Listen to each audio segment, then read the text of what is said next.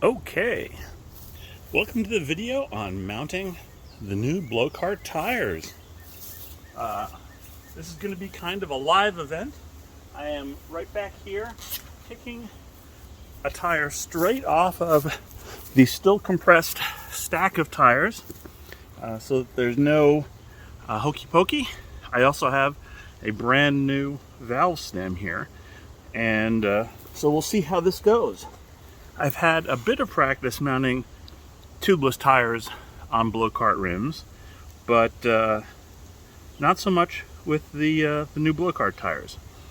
First step I'm doing is just preparing the valve stem by removing the valve core. When we go to seat the tire, it'll be handy not to have the restriction of this as we try to blow a bunch of air. So, tire's kind of pretzel shaped. Excuse me. I believe the official term is potato chipped. So we'll pop it out, and it seems to be pretty straightforward, or pretty nicely popped out. Again, this one came straight off of a compressed stack that hasn't been treated with any of the suggestions like putting a tube in it and letting it sit for overnight or anything like that. So this should be the worst possible case. I also have a completely ready rim. First step is putting the valve stem in. To do that, got one of these valve stem pullers. This is a universal tool. It has a valve stem remover, or a valve core remover, and a tire deflator. I use this a lot at the end of sailing days.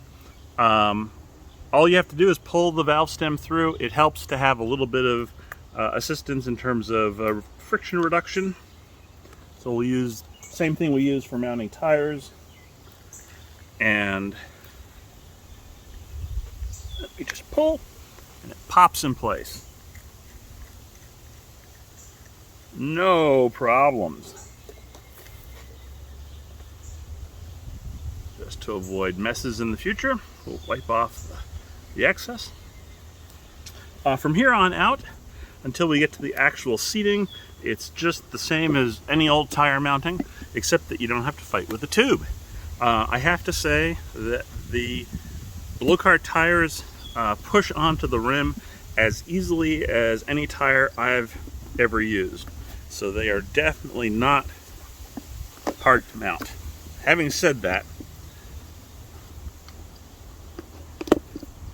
so no tools. I imagine you'll need a tool to remove them, but the good news is it looks like it should be a pretty much as easy to do as with the older Delis and Transmasters and tires that we're used to. So at this point, the job is to get the bead of the tire onto the rim, sealed enough so that when we shoot some air, or in this case CO2, into here, it will force everything out, seat things, and let us put the valve back in and inflate normally. So the first step that I found is to make sure you get one side of the tire properly seated. Now, one of the general recommendations for mounting tubeless tires is to have something on the outside that allows you to compress the circumference. And basically what that does is it kind of forces the sidewalls and beads out into that nice flared configuration. So you see on this side, we're perfectly well seated. This side, not so much yet. If I had a belt, I'd probably try ratcheting it around, but I'm gonna just try doing it sort of by hand. It looks like, as I peer down in here, that there's a pretty good seal, but I see I'm not really getting it. So I'm gonna wrap my arm around here. And what I have is basically a portable air compressor. This is a CO2 bottle with a regulator on it that'll put out about 150 psi at a pretty good flow rate. So the idea is, again, no valve in here. We're just using a rubber sealant on a blower, and we stick this in here, and very quickly when we push the button, we'll hear whether there's air rushing out or whether we have a seal and the tire starting to fill. In this case, I can actually feel the air coming out down here, and so we need to do a little bit more manipulation. This is, by the way, where having pre-prepared the tire so that it wasn't, so that it didn't start out pretzeled, would be a big help. Basically, I'm going to try seating this side, since this side went on so easily, and this side seemed to be a little tighter. Even when I was pushing it with my fingers just now, it seemed to be harder to seat. Let's see if... Now that looks much better. I'm going to even take a moment. Normally I would fill this as quickly as I can, but you can see that that bead is seated and that bead is pretty well seated. So if you're having trouble mounting one of these, check to make sure that one of the beads is not tighter, smaller in diameter, for example, than the other one.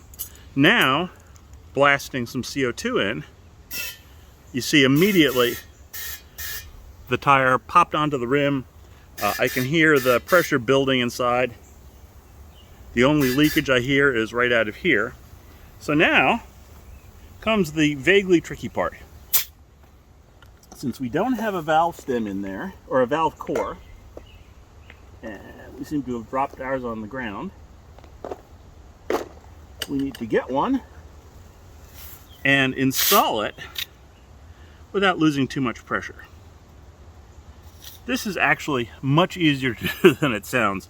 And this is all, by the way, a trick that Wayne Schmiedlin taught me, who's been mounting tires for most of his life and experimented a number of times with the Transmaster Deli style tires. So his assistance and hinting was a big help here. So basically, you just get set here, and once you've jammed the valve in, the leakage stops. We now have a tire that's probably got about 5 psi in it, and it's ready to be inflated just like normal. So all I'm going to do is use my standard battery-powered compressor that I have in my trailer. Assuming I can get it. Yeah.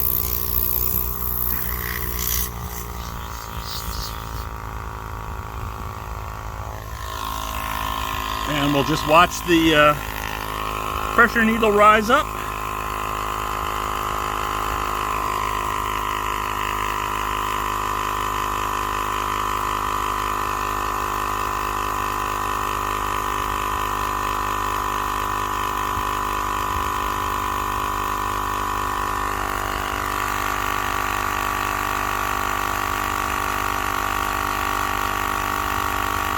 It seems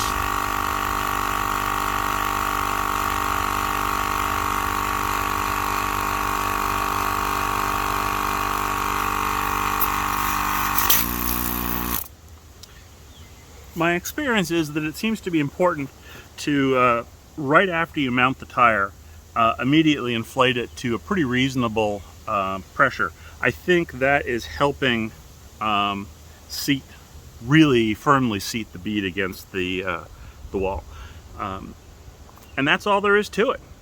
Tire mounted. Hopefully I will be able to go out in a little while today and get some video of this being sailed. I hope this is helpful to you. Hopefully this shows how easy it is to mount these. I'm really excited about the tubeless revolution. I think it's going to be great, and I'm really excited about the longevity of these tires. One thing to note that I hadn't seen before, these are unidirectional tires, so that if you switch from the right to the left side of your cart, I think you may need to reverse the axle. I think, if I have my geometry correct. Anyhow, that's all there is to it. That's all I have for you today. If I learn anything additional new, I will post it and pass it along in videos.